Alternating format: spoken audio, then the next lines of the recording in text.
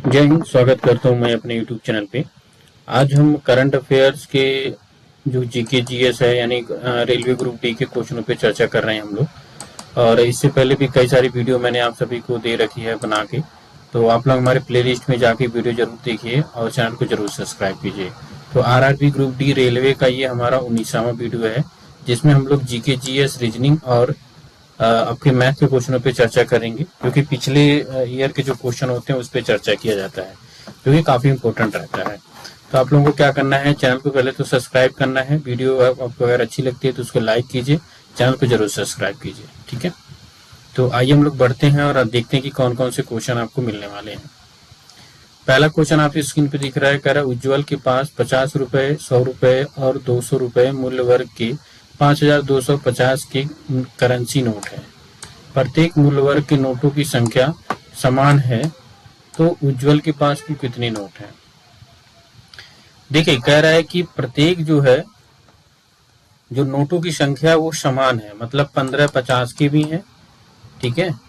और सॉरी, इसमें देखिए जो भी आपका आएगा 50 जो है, ठीक है, और 50 आपका 100 का होगा, और जो भी आपका 200 होगा। तो आपको यहाँ पे ध्यान देना है। तो देखिए, पहले तो हम लोग इसके आधार पे चलेंगे कि बराबर बराबर होनी चाहिए।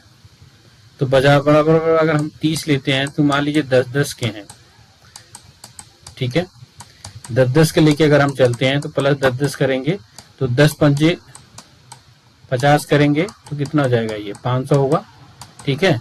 फिर उसके बाद 10 पंजे 100 करेंगे तो 1000 हो जाएगा, और 10 पंजे 200 करेंगे 10 तो 4000 होगा। तो ये आपका ज्यादा हो जाएगा, यानी आपका देखिए यहाँ पे आपका कम हो जाएगा इस चीज को लेके, क्योंकि ये 500 हो गया और 1500 और आपका 4,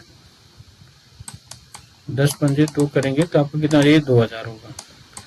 200 इंटू आपका 10 करेंगे तो कितना हो जाएगा, ये 2000 होगा। तो ये आपका कम हो जाएगा, ठीक है। अब अगर आप 60 लेते हैं तो 60 का मान लीजिए 30-30 नोट करते हैं, ठीक है। 30-30 नोट कीजिए तो 10 और आप 50 मल्टीप्लाई करेंगे तो कितना हो जाएगा, आपका कितना होगा, ये 1500 होगा, ठीक है। उसके बाद 100 करेंगे, 10 का 100 करेंगे तो आपका कितना हो जाएगा, सॉरी 30 है तो 3000 हो जाएगा। तो ये आपका 4500 यही हो जा रहा है, और उसको 200 करेंगे तो ज्यादा हो जाएगा। तो मतलब ये जो ना ही कम होगा ना ज्यादा होगा, और ये तो बिल्कुल नहीं होगा क्योंकि 3, तो आपका जो राइट आंसर होगा ये आपका 45 होगा, क्योंकि 45 को अगर आप करके उनको जोड़ेंगे तो आपका राइट आंसर आ जाएगा कौन सा, 45। तो ऑप्शन नंबर दूसरा आपका राइट आंसर होगा। अगला क्वेश्चन है, करें निम्नलिखित को सरल कीजिए। निम्नलिखित को आपको क्या करना है, सरल करना है। तो आप सभी को पता है बोर्ड मास का रूल है। आंसर तो देखिए यहाँ पे दे दिया है 201 है, ठीक है, लेकिन इसको सॉल्व कैसे करना है, सॉल्व हम करेंगे, पहले हम इसको जोड़ेंगे तो कितना जाएगा, 5 हो जाएगा, ठीक है। और 5 में जब इसका गुणा करेंगे तो कितना जाएगा, 100 हो जाएगा। यहाँ पे आपका ये है 5, और 5 का जब 2 से गुणा कर 5 से जब 20 का गुणा करेंगे 100 हो जाएगा, ठीक है। फिर इसका गुणा करेंगे तो कितना हो जाएगा, -200 होगा, क्योंकि 100 ये आपका 100 हो गया, 2 में गुणा करेंगे 200। फिर हम भाग देंगे, तो जब भाग देंगे तो -100 ये आ जाएगा, ठीक है।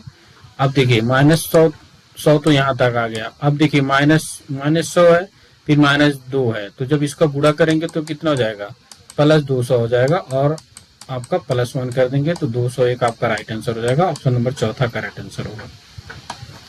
अगला क्वेश्चन है, कह रहा है एक निश्चित कूट संख्या में एक निश्चित संख्या में एक व्यक्ति एक पंक्ति में उत्तर की ओर मुंह करके बैठा है, ठीक है। केवल Q, W और Z के ठीक मध्य में बैठा है। तो हमने इस तरह से एक लकीर बनाई, उत्तर की तरफ में बैठाना है। तो कह रहा है Q जो है वो W और Z के मध्य में बैठा है। Q को हम लोग यहाँ पे कर लेते हैं, आगे देखते हैं, मध्य बैठा है। फिर कह रहा है G W के दाईं ओर है, तो मतलब आपका जो G जो है यानी W यहाँ पे होगा, और अब देखिए यहाँ पे हम इसको लिखेंगे नहीं Z को, ठीक है। कह रहा है G W के दाईं ओर है, ठीक छठे स्थान पे आपने यहाँ पे कर दिया। बाकी इधर आपको 1 2, तो हम लोग क्या करेंगे, 5 लाइनें पढ़ लेंगे, 1 2 3 4 5 6 लाइनें हो गई यहाँ पे, छठे स्थान पे है। कह रहा है जी के दाईं ओर केवल 3 व्यक्ति बैठे हैं, तो 1 2 3। कह रहा है जेड जो है पंक्ति के बाएं सिरे पर बैठा है, जेड जो है पंक्ति के बाएं सिरे पर बैठा है, तो बाएं सिरे पे हम बैठा देंगे इसको, ठीक है। तो बैठाएंगे हम लोग बाएं सिरे पे इसको, तो यहाँ पे आ जाएगा आपका बायां सिरा यानी जेड आ जाएगा यहाँ पे, ठीक है। तो इसको काउंट करेंगे तो 1 2 3 4 5 6 7 8 9 10। अब देखिए 2 और यहाँ पे आगे बढ़ेगा तो 2 यहाँ पे आपका आ जाएगा, ठीक है। तो आपका 12 जो है राइट आंसर होगा, ऑप्शन नंबर दूसरा आपका करेक्ट आंसर होगा, ठीक है। अगला क्वेश्चन है, कह रहा है इस प्रश्न में एक कथन और उसके बाद 4 निष्कर्ष दिए गए हैं, उस निष्कर्ष का चयन कीजिए जो दिए गए कथन के आधार पर सत्य नहीं है। तो आपको असत्य कथन आपको इसमें से ढूंढना है।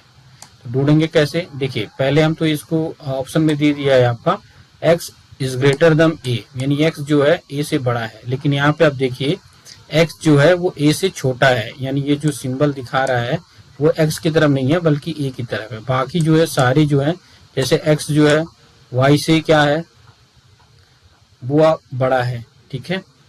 उसके बाद a जो है h से बड़ा है, ये भी गलत है, इसका मुंह इधर होना चाहिए लेकिन ये गलत है, ठीक है। तो ये सारी चीजें आपका ये सारी सही है और ये लेकिन आपका गलत है, तो ऑप्शन नंबर पहला आपका राइट आंसर है, ये सत्य है। अगला क्वेश्चन है, कह रहा राजस्थान में एक प्रकृति प्रेमी समुदाय है जो वन एवं वन्य जीव का संरक्षण करता है, तो कौन सा है वो, बिश्नोई है। कौन सा, बिश्नोई समुदाय है जो वन और वन्य जीव का संरक्षण करता है, ठीक है।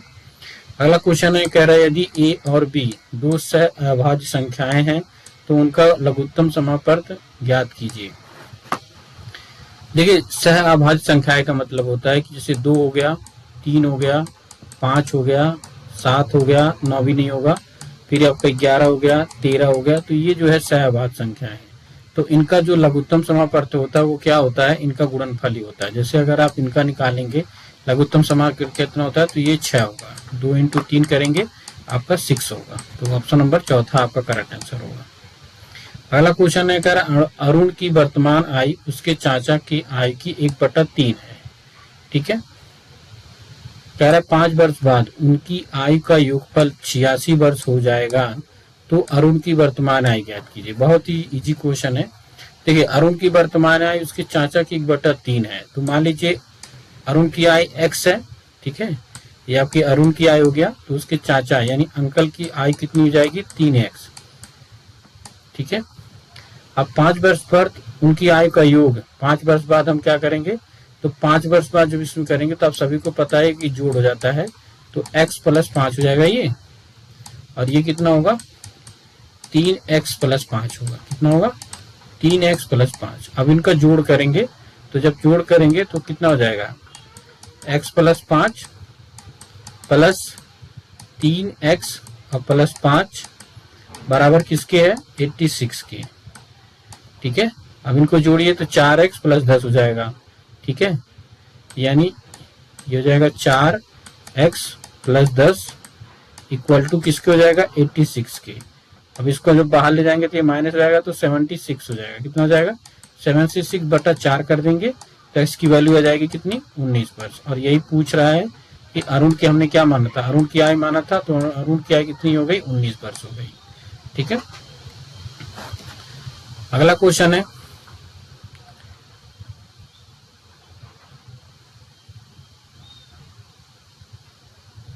कह रहा श्याम और सुंदर एक कार्य को क्रमशः 16 दिन और 24 दिन में पूरा कर सकते हैं। श्याम ने अकेले काम शुरू किया और 10 दिन के बाद सुंदर उसके साथ जुड़ गया तथा दोनों के काम पूरा होने तक एक साथ काम किया, तो काम को पूरा करने में कुल कितना समय लगेगा। देखिए ऑप्शन में दे दिया है 13 सही 3/5 आपका राइट आंसर दे दिया, लेकिन इसको लगाएंगे कैसे। तो देखिए ये कौन सा है, श्याम है, SH लिख देता हूं मैं यहाँ पे, और ये क्या है सुंदर है। तो ये कितने दिन में करता है 16 दिन में करता है, ये 24 दिन में करता है। इनका जब लघुत्तम समापर्त निकालेंगे आप लैसे निकालेंगे तो कितना आएगा 48 आएगा, ठीक है। अब देखिए इसकी इफिशियंसी हम लोग ज्ञात कर लेते हैं कि एक दिन कितना कार्य करते हैं। तो 16 से जब आप 48 में भाग दोगे तो कितना आएगा 3 आएगा, 24 से जब 48 को भाग करेंगे तो 2 आएगा। मतलब जो श्याम है वो उसी कार्य को करने में कितना है, एक दिन में 3 कार्य करता है, और जो सुंदर है एक दिन में 2 कार्य करता है, ठीक है, ये हो गया। अब कह रहा है कि श्याम ने अकेले जो है काम पूरा कर लिया, कितना 30 दिन तक काम, 10 दिन तक काम कर लिया। तो शाम का जो 10 दिन का कार्य है वो कितना काम कर लिया 48 में से, वो कर लिया 3 इंटू 10, यानी आपका 30 कार्य कर लिया।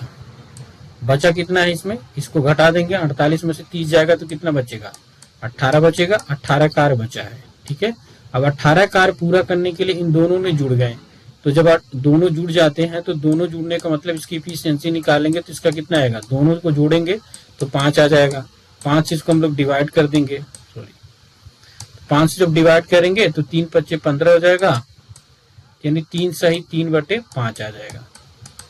ठीक है, और पहले जो है 10 दिन इसका हो गया, तो जब जोड़ेंगे तो कितना जाएगा, 13 सही 3/5, यानी आपका जो राइट आंसर होगा पहला वाला करेक्ट आंसर होगा। ठीक है, अगला क्वेश्चन है, कह रहा है खाने का सोडा का नाम क्या है। तो खाने का जो सोडा होता है उसका नाम होता है सोडियम बाइकार्बोनेट, जिसका सूत्र होता है NaHCO3। ऑप्शन नंबर चौथा आपका करेक्ट आंसर होगा। अगला क्वेश्चन है, कह रहा है नवरोज किस धार्मिक समूह समुदाय के नव वर्ष के रूप में लोकप्रिय है। तो ऑप्शन नंबर पहला है पारसी। ठीक है, पारसी आपका राइट आंसर होगा।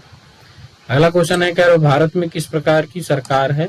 तो भारत में संसदीय सरकार है। किस तरह की सरकार है, संसदीय, राजतांत्रिक, संप्रदायवादी या अल्पतांत्रिक नहीं होती है, संसदीय सरकार होती है भारत में। अगला क्वेश्चन है, कह रहा है कि अक्षरों के संयोजन का चयन कीजिए जिसमें दिए गए अक्षरों को दी गई श्रृंखला के रिक्त स्थान पर क्रमवार बाएं से दाएं रखने जाने पर पूर्ण रूप हो जाएगी।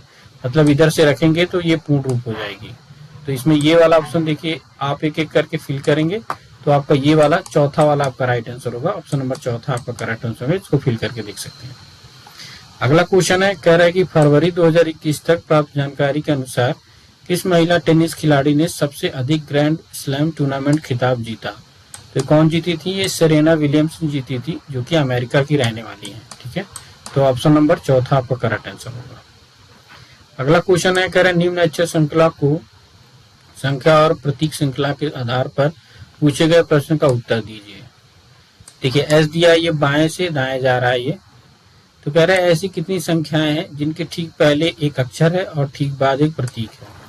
तो हमें किसको ढूंढना है, संख्या को ढूंढना है। तो संख्या क्या है, कह रहा है पहले एक अक्षर है, तो पहले देखिए पहले वाला मिल गया, एक अक्षर होगा ये। दूसरा देखते हैं, दूसरा ये हो गया, लेकिन ये नहीं होगा क्योंकि कह रहा है पहले एक अक्षर हो। ठीक है, संख्या पहले का अक्षर हो लेकिन ये अपोजिट दिया, ये नहीं होगा। तीसरा आपका ये भी है लेकिन ये भी नहीं होगा, तो एक ही होगा आपका पहला वाला राइट आंसर होगा, ऑप्शन 1। अगला क्वेश्चन है, कह रहा कर उस समुच्चय का चयन कीजिए जिसमें मौजूद संख्याओं के बीच वही संबंध है जो समुच्चय से है। तो इसका जो राइट आंसर है ये आपका दूसरा होगा। ठीक है, दूसरा वाला राइट आंसर होगा। तो ये थे आपके 15 क्वेश्चन जो कि काफी इंपॉर्टेंट है। चैनल पे बने रहिए, चैनल को सब्सक्राइब कीजिए, लाइक कीजिए, शेयर कीजिए। जय हिंद, जय भारत।